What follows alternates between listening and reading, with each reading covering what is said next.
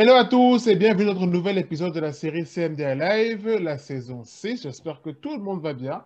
Je suis avec un nouvel invité aujourd'hui. On va parler d'une très belle thématique, les contenus engageants sur les réseaux sociaux. Salut Effie. Salut, salut, comment tu vas, mon frère? Ça va bien? Bah, ça va toujours super bien et toi-même? Ça va très bien. Comment va le Togo? Ah, mais Togo va bien, hein. On t'attend au Togo. On espère qu'on te verra très bientôt. Je t'ai déjà venu Non, je t'ai déjà venu au Togo, hein. Moi, je suis déjà venu au Togo, hein. Je suis venu à Lomé, déjà. Ah oui? Ah, Bah oui. mais Mais bon, c'était en quelle attends. année? Non, mais c'était en 2017, je pense bien. Ah, ok, d'accord, ça fait un petit moment Mais quand j'étais même. venu. J'étais quand même venu. Ça Donc, compte quand même. oui, oui, donc c'est à moi de faire l'autre côté, en fait. C'est moi de finir de ton côté, en fait. Voilà. Mais bon, Je pourquoi dis. pas? Je pourrais toujours venir s'il y a, ouais, s'il y a un événement dans le digital. Et puis bon, Oui, si on enlève toutes les restrictions sanitaires nécessaires, là, bon, pourquoi pas, hein. pas de souci. Donc, alors, on Dis-toi. va parler donc de la thématique des contenus engageants sur les réseaux sociaux. La première chose que j'aimerais te poser, Oui. c'est quoi pour toi un contenu engageant? Pour moi, un contenu engageant, c'est un contenu qui entraîne les internautes à cliquer, à commenter, à liker, à partager, en fait, qui incite de la motivation auprès des abonnés, auprès de l'audience. Et ça peut venir en fait de l'enthousiasme qu'ils ont par rapport au contenu et le fait de vouloir le partager avec leur communauté, avec leurs amis. Ah oui, tu as vu ça? Ah oui, tu as regardé ça, c'est assez sympa, hein. Ah oui, j'ai une opportunité pour toi, etc. Et la manière dont le statut, le contenu a été disposé, structuré, fait en sorte que la personne même se sent en confiance pour pouvoir la partager. Superbe, superbe. Alors, en termes de contenu, quels sont pour toi les différents formats de contenu qu'il existe sur les réseaux sociaux? Bon, je vais parler de ce que moi j'utilise le plus. Bien C'est-à-dire que sûr. moi j'utilise déjà beaucoup les, les images et précisément les mêmes.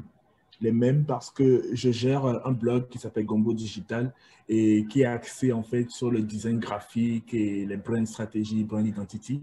Et pour pouvoir mieux communiquer avec mon audience, les designers, les personnes dans le domaine de la communication, etc., rien ne vaut que de l'humour en fait. Parce que quand vous êtes dans les agences, c'est pas tout le travail, c'est vrai qu'il y a tout le travail dont vous rêvez et tout ça, mais il y a beaucoup d'humour et il y a beaucoup de blagues derrière, en fait. Et essayer de se remémorer, en fait, ça à travers une agence qui sera, en fait, une agence de distribution automatique de sourires, en fait. Vous voyez? Donc, j'essaie de créer ces anecdotes-là, ces situations qu'on rencontre souvent à travers des petits mèmes pour pouvoir essayer de faire passer des petits messages dans l'humour, etc. Ça, c'est très engageant envers ma communauté.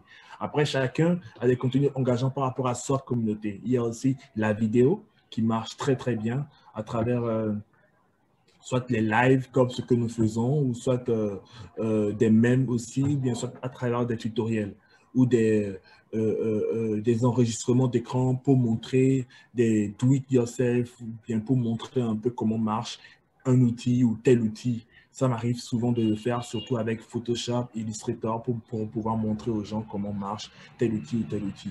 Et puis, nous avons les podcasts en son, nous avons les contenus en son, des podcasts qui marchent très bien, surtout avec des communautés très, très nichées. Si je prends par exemple, je lis n'importe quoi, une communauté de mamans en ligne qui aiment le jardinage, par exemple, et vous lancez un podcast destiné qu'à ça, vous allez voir qu'elle va vouloir partager ça avec le peu de mamans qui sont comme elle et pour pouvoir se retrouver dans cette communauté-là.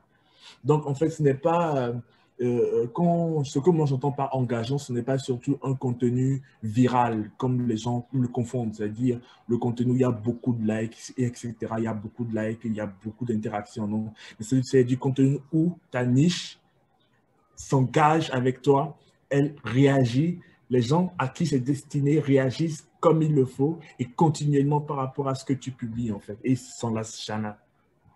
D'accord. Donc, on doit bien faire la différence entre Oui. contenu viral et contenu Et engageant. engageant, Un bien contenu sûr. engageant n'est pas forcément un contenu viral. C'est ça. Exactement. D'accord. Alors, on a parlé des formats, les mêmes. Bon, moi, je vais m'arrêter déjà aux mêmes parce qu'on fait passer beaucoup de l'humour. Mais comment être sûr d'être drôle? Parce que beaucoup de gens veut passer par des mèmes, mais est-ce qu'on est vraiment sûr de pouvoir passer un message à travers l'humour? Ça veut dire qu'est-ce qu'on est sûr de pouvoir toucher des gens avec un caractère drôle? Moi, je sais que des fois, quand on travaille encore en agence, lorsqu'on voulait tester une blague, on essayait d'abord de la tester en interne. Si 90% des gens riaient, on était d'accord qu'on publie. Mais si la moitié des gens riaient à la blague, ou du moins au même ou à l'image drôle, on hésitait parce que généralement, quand la moitié des gens rigolent et que l'autre moitié ne rigole pas, des fois, c'est la moitié qui ne rigole pas qui va tomber sur nous sur Internet. Donc, comment est-ce qu'on peut s'assurer de passer un bon message humoristique d'après toi? En fait, généralement, moi, je connais très bien ma niche. Donc, le conseil qu'il faut dire, c'est de connaître très bien sa niche et d'avoir son vécu.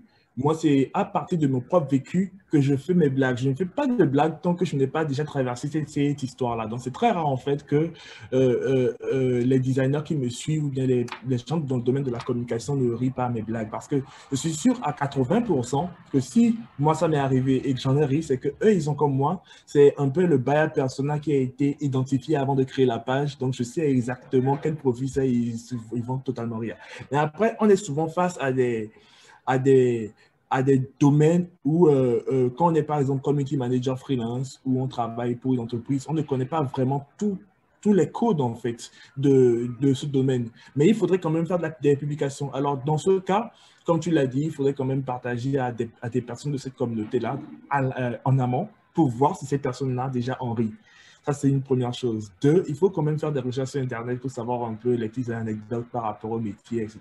Si on parle, par exemple, je dis n'importe quoi, si on parle du métier de comptable, il faut voir un peu les petites anecdotes sur Google. J'ai un amour pour cet ami-là qui s'appelle Google parce qu'en fait, il me donne tous les secrets et je ne me lasse même pas d'écrire des questions ultra bêtes. Et ça, je pense que c'est ça que les gens... ou bien n'ayez pas peur de poser des questions vraiment bêtes parce qu'il n'y a personne qui vous voit, vous êtes seul avec Google. Posez des questions vraiment très bêtes à Google. Les meilleures blagues ou bien les meilleures anecdotes en tant que comptable, par exemple. Vous voyez? Et vous allez forcément avoir quelqu'un qui a écrit un truc sur le sujet ou bien un forum où on en a parlé. Et là, vous saurez un peu comment essayer de prendre le diable par la queue. À partir de là, vous saurez si vous pouvez poster des mèmes, des trucs assez engageants, etc. Après, il y a aussi des blagues qui sont générales. Hein. Il y a des blagues, il y a des mèmes imagés. Ça marche dans n'importe quel domaine, quoi. Vous voyez, quand vous prenez le mème du crapaud, j'oublie son nom, là. Floppy, c'est pas, mais il y a un Oui, petit crapaud oui, vert, oui. là. Oui. J'oublie son nom. Loppy ou Floppy, c'est plus. Mais en fait, Poppy. Mais en fait, quand vous prenez ce crapaud-là, cette poupée en crapaud verte, vous la mettez dans n'importe quelle situation avec une bonne blague, mais les gens vont rire en fait. Ils vont partager. Et si les gens partagent avec votre adresse juste en dessous, l'adresse de votre... ne mettez pas trop d'adresse après, ce n'est pas une carte postale, quoi. Juste l'adresse de votre page Facebook, subtilement, etc. Vous allez voir que les gens vont partager. Mais après, si vous mettez beaucoup d'adresses, téléphone, adresse, boîte postale, email, date de naissance, tout ça, c'est chaud. C'est chaud parce qu'en fait, les gens vont se dire, bon, écoute, moi, je ne veux pas lui faire de la pub, en fait, moi. Ouais, je ne veux pas lui faire de la pub. Donc, c'est un peu ça. Exactement, exactement. Donc, vous l'avez compris, les chers amis. Utilisez Google. Google, c'est votre ami. Hein. N'hésitez pas. C'est gratuit en plus. Donc, vraiment, il ne faut jamais hésiter. Alors, pour terminer, on a parlé des thématiques engageantes comme l'humour. Est-ce qu'il y a d'autres thématiques, peut-être propres au Togo, hein, qui fonctionnent bien d'après toi? Je sais que le sport, enfin, le football, c'est le sport roi sur le continent africain. Est-ce qu'il y a d'autres thématiques, quand on surfe dessus, qui marchent bien? Évidemment, le sport ici, vous savez, ici, j'ai toujours dit qu'au Togo, il y a trois grands sujets qui sont des sujets incontournables et ça fait toujours du buzz quand ça sort. Le foot à débailleurs, entre griffes, euh, la politique et enfin, il s'agit de la musique, le showbiz. Ces trois grands sujets ici au Togo, ça ne rate jamais, quoi. Donc, lorsque, par exemple, quelqu'un lance ou bien lance un blog ou bien lance, veut créer du contenu par rapport à ces trois thématiques-là, à la fois, c'est subtil, à la fois, elle doit savoir comment s'y prendre. Parce que si vous faites un mauvais geste, ça peut faire un bad buzz. Mais en même temps, je ne conseillerais pas trop un bad buzz dans un pays comme le Togo, quoi. Donc, ce que moi, je vous recommande, c'est surtout de bien savoir comment est-ce que vous faites votre contenu, comment vous publiez ce contenu et comment vous voulez en fait que ce soit viral. Donc, il y a plusieurs sujets, mais ici, c'est particulièrement, par exemple, les gros sujets sur lesquels moi, je recommanderais, voilà, pour faire du buzz, etc. Donc voilà, vous avez eu les conseils des filles, donc n'hésitez pas à commencer à tester ces sujets, à vous appliquer à niveau format et niveau contenu. Merci encore les filles pour ta disponibilité, pour partager avec les Merci, gens Chedou. sur les contenus engageants. Quant à nous, on se Merci. donne rendez-vous au prochain épisode de votre série CMDA Live. Bye bye! Bye!